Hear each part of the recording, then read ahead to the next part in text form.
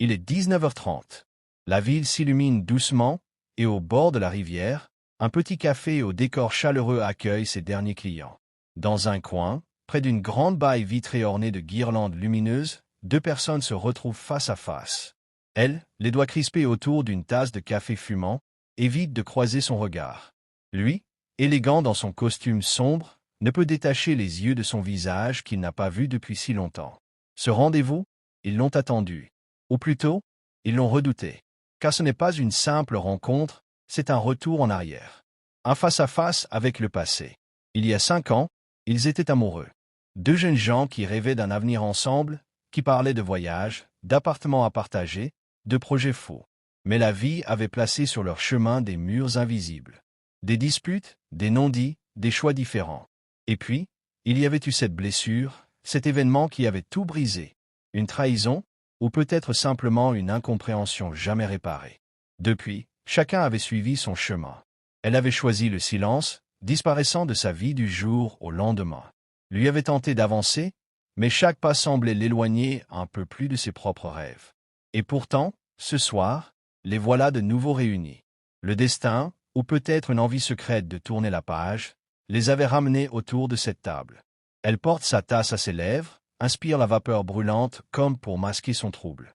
Sa voix, lorsqu'elle se décide enfin à parler, est douce mais fragile. Je ne sais même pas pourquoi j'ai accepté de venir. Lui, les mains jointes, hésite un instant. Puis, avec une sincérité désarmante, il répond. Parce que, toi aussi, tu avais besoin de réponses. Un silence lourd s'installe. Au dehors, la rivière reflète les lumières de la ville, comme si elle voulait être témoin de cet instant. Alors, peu à peu, les mots jaillissent. Ils parlent de leurs regrets, de ces années perdues, de ces instants qu'ils auraient pu vivre mais qu'ils ont laissé s'échapper. Elle lui reproche son orgueil, son incapacité à s'excuser.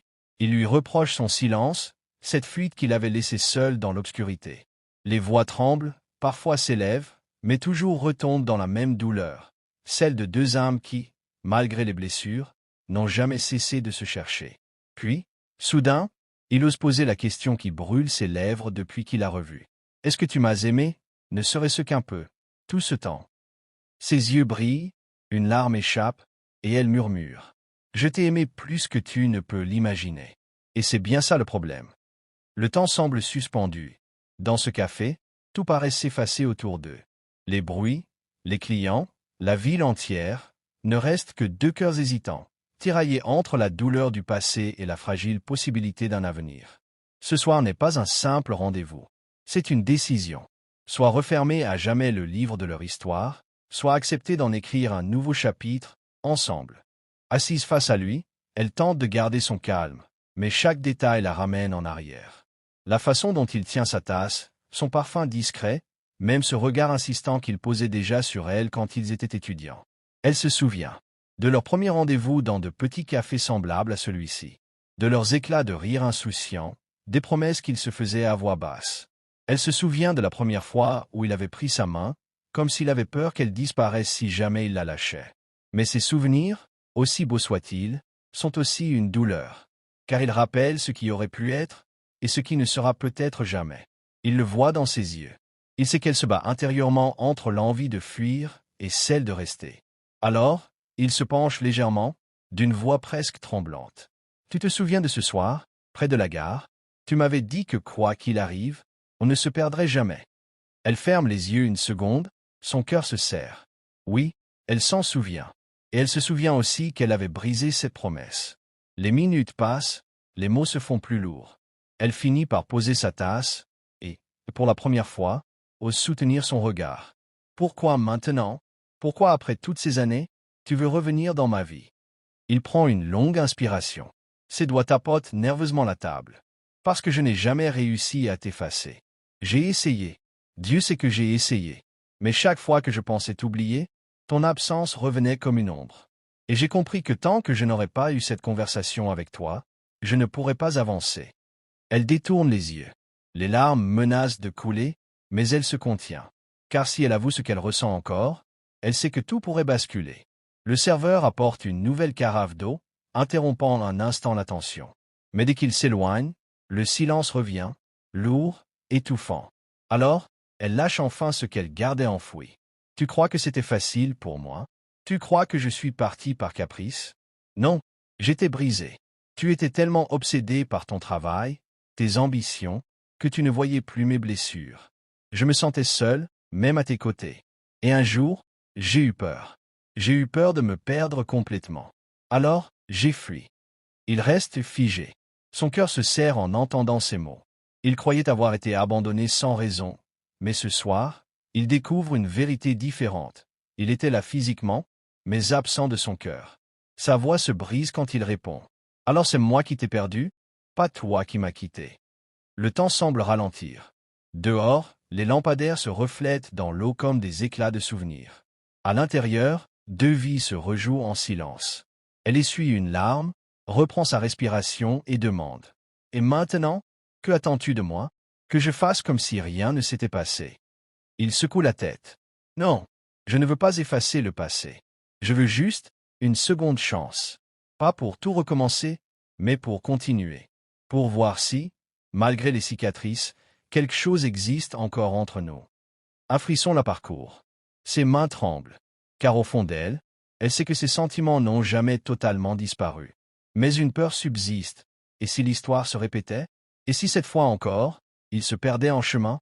Leurs regards se croisent, plus intenses que jamais. Le café devient témoin d'un moment décisif.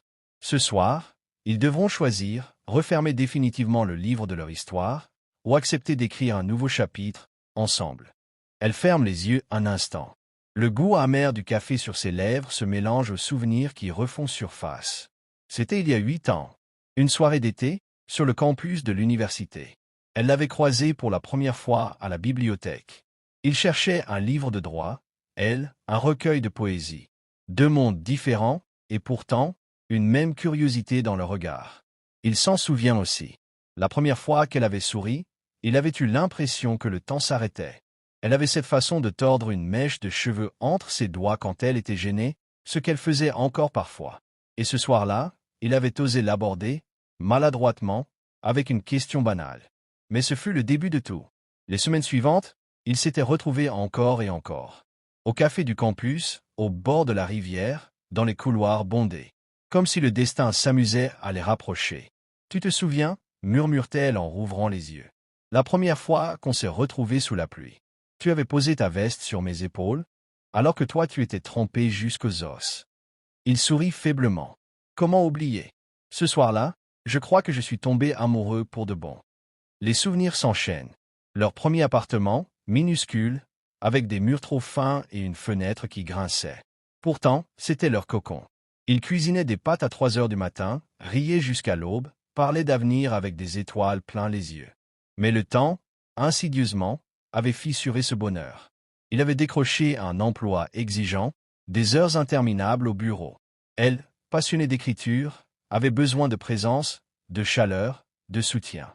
Peu à peu, leur conversation s'était réduite à quelques phrases rapides. Les disputes avaient remplacé les rires. Elle se rappelle encore d'une soirée précise, son anniversaire. Elle avait préparé un dîner simple, juste pour eux deux. Mais il était rentré tard, épuisé, le téléphone collé à l'oreille.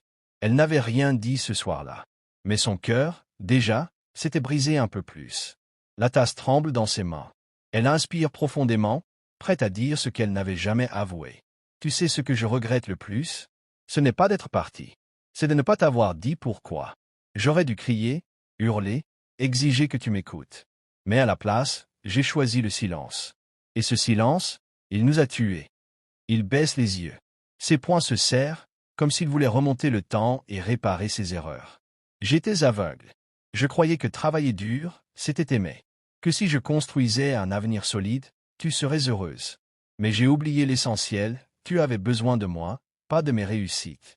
Elle frissonne. Car au fond, ce qu'il dit est vrai. Il s'était aimé, mais pas de la même manière. Dehors, la nuit s'est installée. Les passants marchent vite, indifférents, mais à l'intérieur du café, le temps semble suspendu. Elle le regarde longuement. Ce visage qu'elle avait essayé d'oublier 1000 fois, elle le retrouve ce soir, marqué par le poids des années. Et pourtant, il y a encore cette étincelle. Ce quelque chose qui lui rappelle pourquoi elle l'avait aimé si fort. Il prend une inspiration, la voix vibrante d'émotion. Donne-moi une chance. Pas de te promettre un monde parfait, mais de te prouver que j'ai changé. J'ai compris, avec le temps, ce qui compte vraiment. Et ce qui compte, c'est toi. Elle ferme les yeux. Son cœur bat trop fort. Elle a envie de croire en lui, de croire que cette fois-ci, tout sera différent.